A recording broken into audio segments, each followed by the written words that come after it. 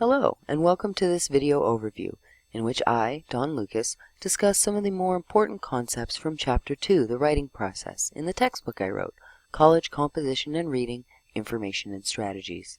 In this video, we'll be going over Part 1, which looks at a writing process overview and examines the first few steps of an effective writing process, understanding the assignment and the rhetorical situation. The first thing that I want to mention about the writing process is that there's not necessarily one correct writing process. There's many different ways that effective writing can be accomplished, and since everyone is different, some methods will be more useful for some people, while others are more useful for others. So you should try to discover the sequence of steps that will be most effective for you personally.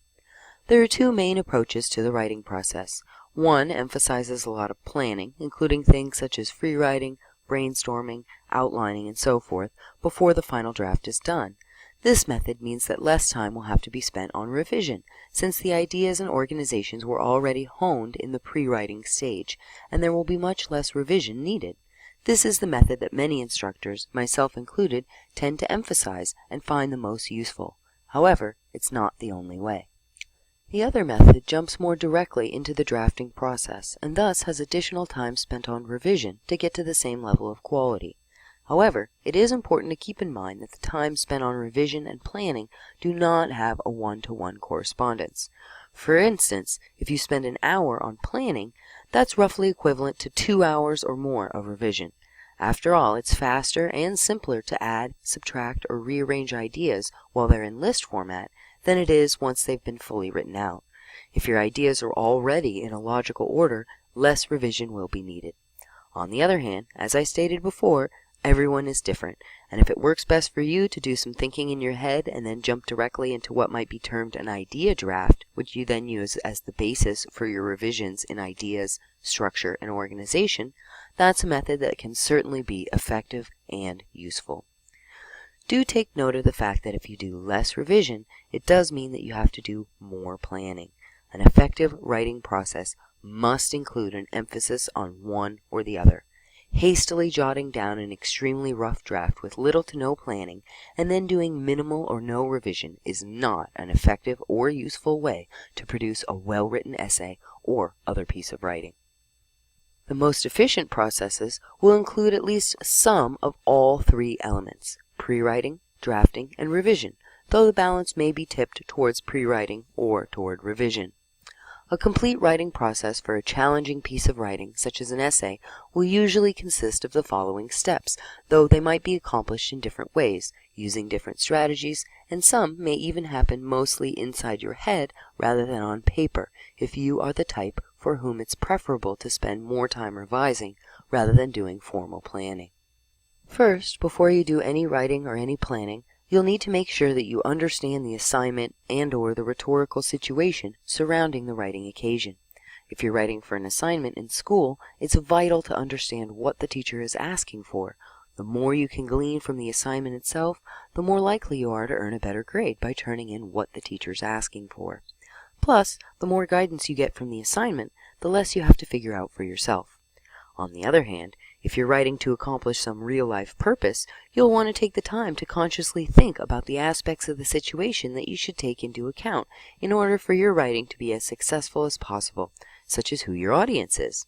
In either case, narrowing your focus before you begin brainstorming and pre-writing will help you stay on track and accomplish what you're setting out to do more efficiently and effectively. Once you have a good idea of what you're trying to accomplish and the other circumstances surrounding your writing, you're ready to begin generating ideas through brainstorming and/or gathering them through research. Since research is covered in detail in other chapters, we'll only be looking at brainstorming today. After gathering or generating your ideas, you're ready to work with them, making sure that the ideas you have are focused on supporting your thesis or are otherwise effective in what you're trying to achieve. You can cut ideas or information that don't seem to help as much, narrowing your focus. Once you've decided which ideas you're going to use, you'll then organize them, grouping similar ideas and deciding in what order you'll present what you are going to say. Basically, in this step, you'll end up with an outline. The process of creating an outline may have shown you places where you want to get a little bit more information, or places that need some additional brainstorming or research for support. Finally, once you have your ideas and information in the order you want to present them, writing the actual rough draft itself should be a snap. And of course, that last part of a complete writing process for writing of any length will be editing and proofreading until it's ready. One final tip is to take breaks between steps, which let the ideas percolate and gives you a more accurate overview of your paper. In this video, we'll be discussing steps 1 through 5, with understanding the assignment and the rhetorical situation on this half of the video lecture, and the other parts of the pre-writing process on the second half. Let's move on now to our first topic, understanding the assignment, which obviously applies to completing writing assignments that are assigned in school. Although it seems obvious, reading the assignment carefully is the first step towards doing well on a college assignment. Most teachers craft these carefully, adding to and revising them as they see what elements students have trouble with. So, read the directions carefully and then check back on them anytime you're stuck, as well as after you finish the first draft to make sure you're doing what's asked. Once in college, I was given an assignment and I read through the directions. I kept thinking about how I was going to complete the assignment over the next couple of days, getting an idea, discarding it, and having another inspired by the first. Finally, I got a good idea that I thought would work well and I wrote up the paper. Imagine my surprise when I got it back and I got an F. My ideas had drifted to the point where the paper I wrote was related to the assignment, kind of, but didn't actually fulfill it. Don't let this happen to you. And even if you don't make an obvious mistake like this one, the more information you can get from the assignment, the less you have to figure out for yourself, and the more likely you are to actually do what the teacher wants. Always the surest route to getting an A. I've included in your textbook an overview of the common parts of an assignment, but basically you should read all of the parts carefully, getting as much information as possible from each. Underlining, highlighting, or taking notes can be helpful in getting the best understanding of the assignment and retaining the best memory of what you're supposed to do. Paying attention to key terms is also important. I included a list of key terms and what they mean in the textbook, not because I think you don't know what it means to define or summarize or compare, but because you may know those words so well that you tend to gloss over them. You might read them without actually thinking about the implications of what the meaning has for what the teacher wants from you. Again, remember that the more direction and information you get from the assignment directions, the less you have to figure out for yourself. Even determining which of the 3 categories of words your teacher's using, information, relation, or interpretation, can help guide your efforts, letting you know whether to concentrate on reporting facts and showing your knowledge when the instructor asks for information, connecting things together and showing how they relate or contrast when the instructor asks about relationships, or arguing your own opinion or idea when interpretation is required. I also want to emphasize that you're almost never being asked solely to present information. By the time you make it into college, teachers are asking you to use information, not just gather it. I also highly encourage you to spend time thinking about how you can fulfill the assignment in a way that lets you discuss something that genuinely interests you, or at least in the way that you find the least boring to do. Remember, writing is easier and tends to turn out better if you care about the topic or what you have to say. It's easier to say a lot in an engaging way when you're interested or excited about what you're saying. It's true when we're speaking, and it's even truer when we're writing. Of course, if the teacher gives you information on how the assignment's going to be graded, you want to pay special attention to that. If the teacher gives a rubric, it describes exactly what features you should concentrate on to earn the highest possible grade. If they tell you how much each part is going to be worth, that's valuable information as well.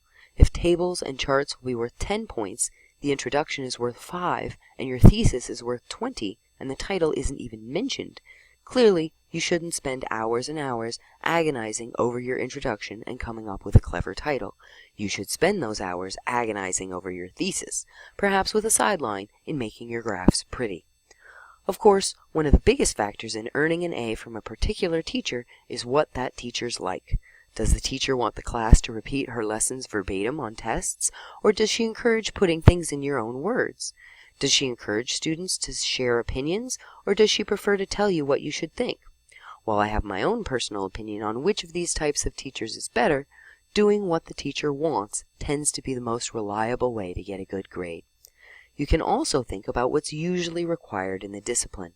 For example, English classes often ask for interpretation, whereas a science class might expect more of a research report. Finally, also avoid lame techniques to try and make the paper look better than it is. Spend your time mostly on content rather than appearance, and don't try to use tricks like bigger fonts or spacing to make this paper seem longer than it is, and don't wait until the night before. Believe me, teachers have seen it all before, and we're not fooled. When people hear the word rhetoric or rhetorical, the most common association is with a rhetorical question. This is a question that doesn't require an answer, such as asking, "Do you want me to be late?" The purpose of a rhetorical question is clearly not to get an answer, especially since the correct answer is often obvious. Rather, it's to have a certain effect or impact on the reader or listener. In my example a moment ago, the idea is to get the person to realize that they're acting like they want you to be late, or are causing you to be late, so that they will stop hindering you. So then, a rhetorical question is one that's asked for effect.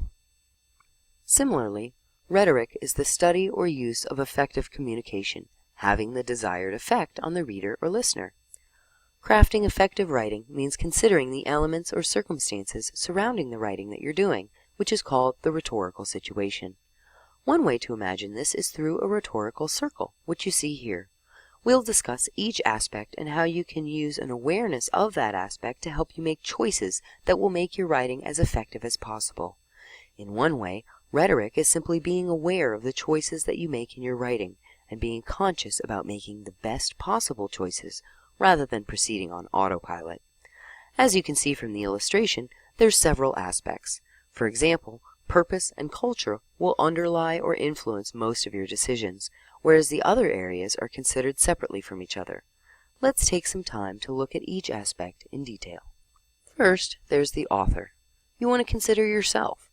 What might you consider for this aspect? Let's take a look. First, it's easier to write, and your writing turns out better when you care about what you're saying. So one aspect of considering the author would be picking a topic or argument that you're knowledgeable about and or interested in. Also, you want to consider your strengths. Are you great at making people laugh? Then you might want to consider incorporating humor. Do you have a hard time staying on topic? Then you might want to make sure to pay attention to doing so. Similarly, you'll want to avoid your weaknesses, things that you know you don't do well or have a hard time understanding. So then, one aspect of the rhetorical situation, the context you're writing in, is you, the one doing the writing. Another major aspect you want to keep in mind during writing is your purpose. What are you trying to accomplish? Let's take a closer look. One of the most important things that you need to consider is your purpose.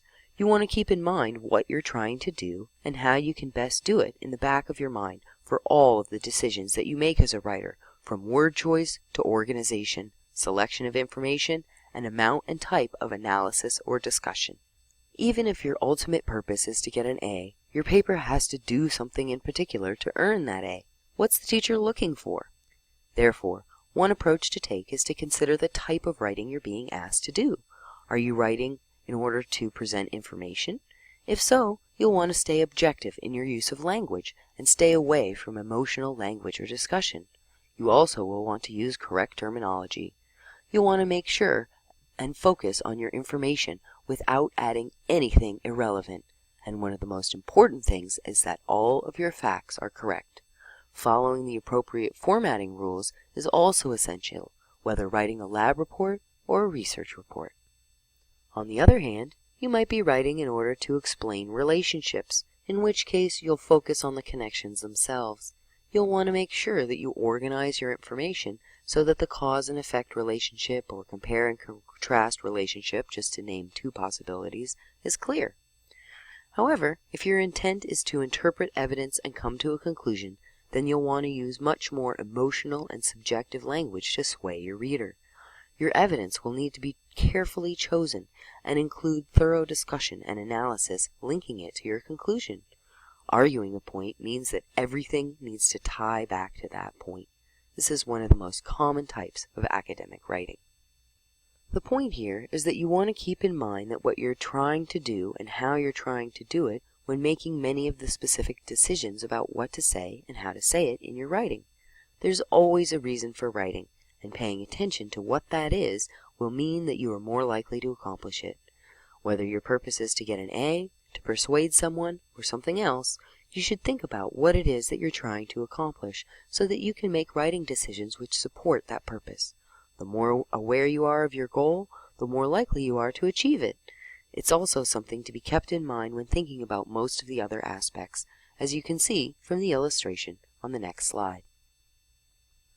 Now that we've discussed two of the aspects that should influence how you approach your writing and the decisions that you make during your writing process, the next aspect of the rhetorical situation is the topic. This is an important aspect that can have a noticeable effect on your writing, particularly on length. There are a couple of things to think about. What you're talking about, your topic, will affect the best way to talk about it, from whether it's something large that will need a lot of discussion to whether it's something serious versus something light-hearted, each of which would do best with a different tone. Some questions you'll want to consider when choosing your topic are: what meets the requirements of the situation? Whether you're reacting to an assignment or have some other need that's impelling you to write, your topic is likely somewhat constrained by elements of the rhetorical situation. You should also consider what you're interested in or knowledgeable about, since either will make your writing much easier and more fun for you to do, and will result in higher quality writing in the finished product. It's also good to keep your audience in mind. What will best accomplish your purpose with your audience? As I mentioned in the book, one important aspect of the topic choice is making it broad enough or narrow enough to fit in your purpose and/or the assignment guidelines. A paper about transgender rights could be 30 pages long. One about the treatment of transgender students in your school district would be only a few pages. In either case, you could have a shorter or longer paper depending on how much detail you included and how many details and examples, but in general, the narrower the subject, the more focused and shorter the resulting work will be. Picking your topic and argument is obviously an important part of the pre-writing process, but another aspect of the situation you're writing in which can have major impact on the success or failure of your writing is the audience. After all, your writing needs to affect the particular people reading it in order to be successful. In fact, audience can be the most important aspect to consider. After all, you're trying to have a particular effect on a person or group of people, and so you should keep in mind who you're trying to influence so as to go about it in the best way possible. Obviously, writing directed at your grandparents should be different than writing directed at your best friend from childhood, each of which in turn should be different from writing directed at the president of the company where you work or would like to work. The most effective way to write for your audience is to consider how they're different from you.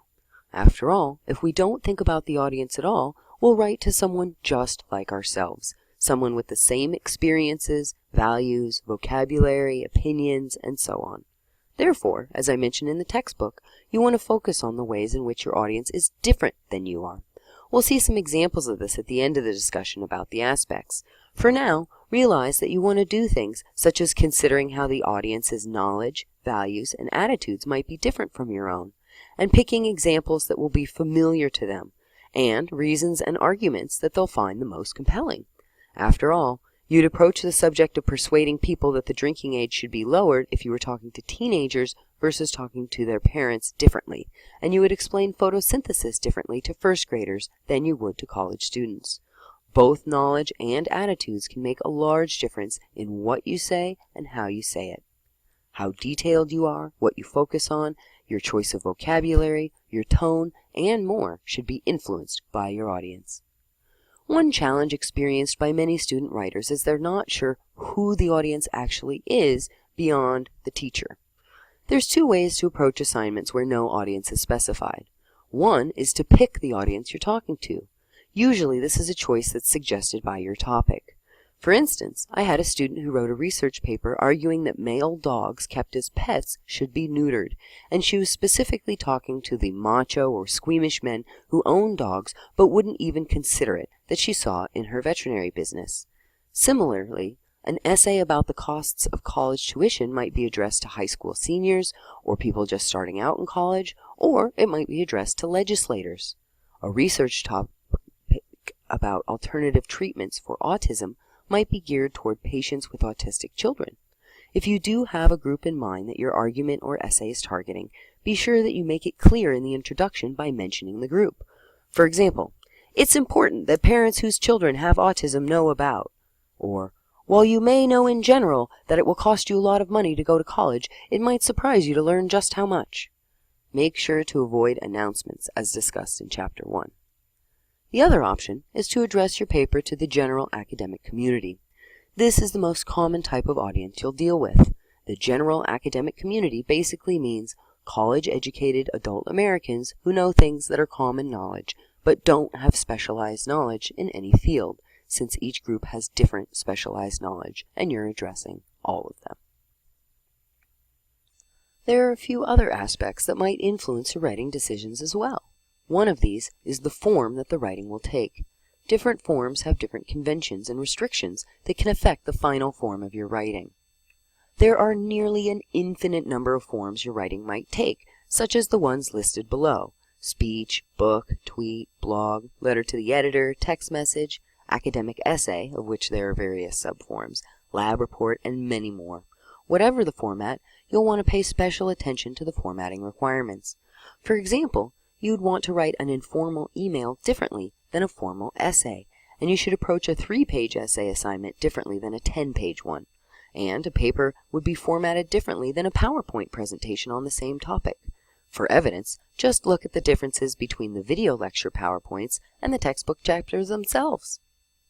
The final aspect of the rhetorical situation that can have an influence on your writing is culture. This can be thought of as part of author and audience, since it's the interplay between your culture and that of your audience, but it's something that underlies all modes of communication. An important aspect to consider is the culture of your readers. An informal, humorous piece that works well on young American adults might well fall flat with young adults from a more formal culture, such as a Hispanic or Asian culture, or even with older adults. Cultural differences can affect other aspects as well. Asian cultures tend to value a writing style that's artful, inspiring around the point via implications, whereas Western cultures tend to value a straightforward and direct type of style. You can see this illustrated in the chart below, taken from a seminal study in 1977 on patterns of difference in writing style between cultures. In English and Northern European languages, there's an emphasis on organization and conciseness. Here, a point is made by building it up through background. An introduction will often foreshadow what's to be said. This style of writing is very inductive and linear, which you can see illustrated by the arrow on the right. In Romance languages such as Spanish, French, Romanian, or Portuguese, this style is often considered boring and inelegant. Detours are expected and are considered a sign of class, not of poor organization. Development happens through digression and takes lots of time. You begin with the topic, go off on a tangent, contradict the tangent, and conclude with the main idea. It's flowery, fancy, formal, and includes a lot of reiteration, and each time saying it, bigger, better, and more flowery than before.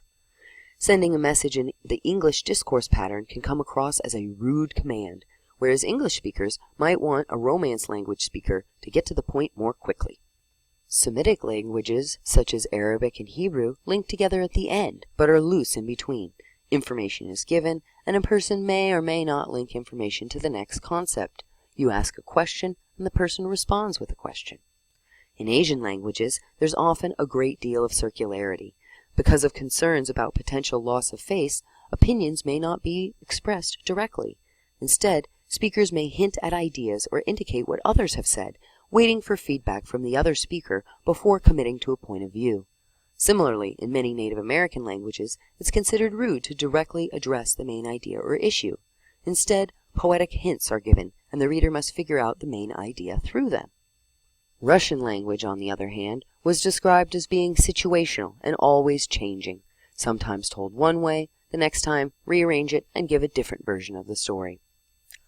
Culture is most significant when the reader and the writer, or listener and speaker, come from different cultures, like India versus America, or different subcultures, like Texas versus LA. Just like with the audience aspect, you want to focus on where the audience's critical experiences or cultural expectations may differ from yours when making choices about what evidence to include what arguments to make, or how to phrase things. So then, all of these aspects of the situation, the author, your purpose, the topic, the audience, the form, and even culture, influence how successful your writing is. And by being consciously aware of these aspects and thoughtful in the choices you make, you can make your writing more successful in whatever you want it to do. The elements of the rhetorical situation shape how you approach the writing and the factors that go into creating it. Let's take a look at the choices made by one successful communicator to see how a particular author responded to the elements of his particular rhetorical situation. It's often easiest to see choices in action when they're different from what you personally would consider the natural way, so we'll be examining two examples from a historical source. Again, since it's easier to see the choices that a writer is making when they don't seem like the natural and obvious choices to you personally, we'll be looking at a historical example that's targeted to a very different audience than modern college students. We'll be examining two examples from the historical figure Frederick Douglass to see how he shapes his speech and writing to be the most effective in the particular situations. Frederick Douglass himself lived in the mid-1800s. He was a former slave who taught himself to read and write and became an African-American figure of rhetorical power and intellectual control. Wikipedia calls him, quote, an American abolitionist, editor, orator, author, statesman, and reformer, end quote. One of his major works was his autobiography titled Narrative of the Life of Frederick Douglass, an American Slave, and published in 1845. He wrote as an African American for educated white Americans reared on two major texts of the time, the King James Bible and Shakespeare. We can see him using his audience's familiarity with the Bible and Shakespeare to make his writing resonate in the first example we'll examine. Let's take a look at it now. At one point in his autobiography, he's talking about a time when he was a slave and was making plans to run away. He says the following, which is on your screen. The reader can have little idea of the phantoms of trouble which flit in such circumstances before the uneducated mind of the slave. Upon either side we saw grim death assuming a variety of horrid shapes. Now it was starvation causing us in a strange and friendless land to eat our own flesh. Now we were contending with the waves, for our journey was in part by water, and were drowned. Now we were hunted by dogs, and overtaken and torn to pieces by their merciless fangs. We were stung by scorpions, chased by wild beasts, bitten by snakes, and worst of all, after having succeeded in swimming rivers, encountering wild beasts, sleeping in the woods, suffering hunger, cold, heat, and nakedness, we supposed ourselves to be overtaken by hired kidnappers, who, in the name of the law, and for their thrice accursed reward, would perchance fire upon us, kill some, wound others, and capture all. This dark picture, drawn by ignorance and fear, at times greatly shook our determination, and not unfrequently caused us to rather bear those ills we had, rather than fly to others which we knew not of. I am not disposed to magnify this circumstance in my experience, and yet I think I shall seem so disposed to the reader. No man can tell the intense agony which is felt by the slave when wavering on the point of making his escape. All that he has is at stake, and even that which he has not is at stake also. We can actually see his decisions at work here in several ways. One is that we can see he has an audience in mind with his presentation. For example, none of the horrors mentioned are due to white northerners. Hired kidnappers are the only human source of agony, and those are people that the northerners can feel morally superior over, as well as being far removed from anyone they might know or sympathize with. Another way that he works to make his writing persuasive and powerful to his target audience is by using biblical language patterns. While what he is saying is all true, he's using the language of the Bible in several ways. One is that he's using biblical word usage, tone, and texture. For instance, the repetition of the start phrase, now, and the use of the doubled negative, not unfrequently, are both patterns of language used commonly in the King James Bible. Secondly, his descriptions of the escape of the slaves makes it into a vision of a biblical multitude of tortures and torments. And this image of slavery being hell has two advantages. First, hell was by far the worst thing most privileged white readers were familiar with and could truly understand or relate to. Secondly, the only ones who go to hell, according to religious readers at the time, are people, not animals. Humans with souls go to hell, and we are all equal there, a king punished alongside a beggar. This line of reasoning works against the slaves aren't people line and transfers a feeling of fellowship. Another rather obvious choice made to appeal to his readers is the use of a near direct quote from Shakespeare's Hamlet. Indeed, this quote, coming from Hamlet's to be or not to be speech, is one of the more famous ones that even the less studious among his readers could be counted on to know. How can the mind of an uneducated slave recall Shakespeare? He's not. This is not a literal transcription of the thoughts of the slave. It's the world of the slave filtered through canonical American literature. Douglas relates his writing to his audience rather than simply recording his thoughts and observations at the time in order to more effectively accomplish his goal of abolition. This example comes from a written book, Douglas's autobiography. Let's take a look at how the expression of his message changes when he's working in a different form and with a different audience.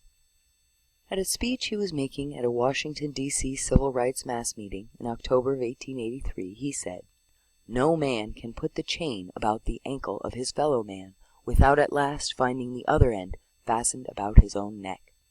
This example also shows a strong consciousness of his audience and his medium. First, since it is a speech, he has a much more concrete, memorable image that will stick with his audience. You can write extended arguments in a book and know that people will be able to read and reread them at their leisure, meaning that a book can be much more complicated and lengthy in how it expresses things. A speech needs to include memorable and powerful sound bites or one-liners that the audience can easily absorb and that will stick with them after the speech is over. This is much shorter and more vivid than what was written in the book. He also has a different audience here. Whereas the book was aimed at whites who were more well off, who had the freedom to spend their evenings sitting around reading, his speech is being given to a large gathering of blue-collar workers. These people are less educated, just normal folks, so the language that he's using is much simpler and more direct. On the other hand, just like in the book, his audience is white people, not minorities. I'm sure that in Frederick Douglass's mind, the worst problems with slavery all have to do with the consequences to the slave. However, slaves are not the one he needs to convince. Therefore, this line focuses on the negative consequences of slavery for the white people like those in the audience, even though personally he would find that argument less than compelling. You want to think not about what you think is the strongest argument or support for your point, but what will convince the audience. Some things that can affect audiences include age, social class, education, past experiences, culture, subculture, upbringing, and expectations, so it's worth taking some time to think about who you're talking to. The more restricted and homogeneous your audience, the more you can tailor your message to be effective. We can also see other aspects at work here. For example, as the author and a former slave, Douglas feels extremely strongly about slavery, and thus his choice of abolition as a topic comes from knowing that as an author it's something he's passionate and knowledgeable about, and something that he can speak with authority about. Obviously, his purpose is influencing his decisions as well, as he tries to make both the book and the speech persuasive arguments for taking a stand against slavery. Of course, the whole thing is tied into America's culture in the late 1800s. Hopefully, these examples show you a little about how the aspects of the rhetorical situation can be kept in mind to help mold effective writing that helps you accomplish your purpose. The bottom line is that you should adapt your writing and speaking depending on the situation, aka the rhetorical situation, especially the audience. Let's look at one more contemporary example as a final illustration. For example, here's a letter from a student who wants to buy a car, something that he knows his father is not going to approve of initially. "Hi, Dad. I'll get right to the point. I'd like to buy a car. I saved over $2,500 from working this summer. I found 3 different cars that I can get for under $2,000. That'll leave me $400 to cover the insurance. I can park in Lot C over behind Bailey Field for $75 per semester. And I can earn gas and repair money by upping my hours at the cafeteria. It won't cost you any more, and if I have a car, you won't have to come pick me up when I want to come home. Love, Michael. We can see here how the writer is keeping his audience in mind. He's trying to show his dad that he's responsible, has made a plan, and has researched to find the best deal. He also focuses on the benefits to the father, in that there won't be additional costs to the father, and it'll be an advantage in no longer having to be a chauffeur. Now, while this letter doesn't guarantee that the father will be accepting of his son's decision, it's a lot more likely to succeed than a version that doesn't take the audience into consideration. Hi, Dad. I'm buying a car. A guy in my Western Civ course has a cool Chevy he wants to get rid of. I got $2,500 saved from working this summer. It's mine, and I'm going to use it to get some wheels. Mom said you'd blow your top if I did, but I want this car. Michael. While everything in both letters is true, the second one is almost guaranteed to cause a fight. Keep your purpose and your audience in mind when deciding what to say and how to say it. Rhetoric is used both consciously and unconsciously in various ways in order to elicit the exact response that you hope for from your audience.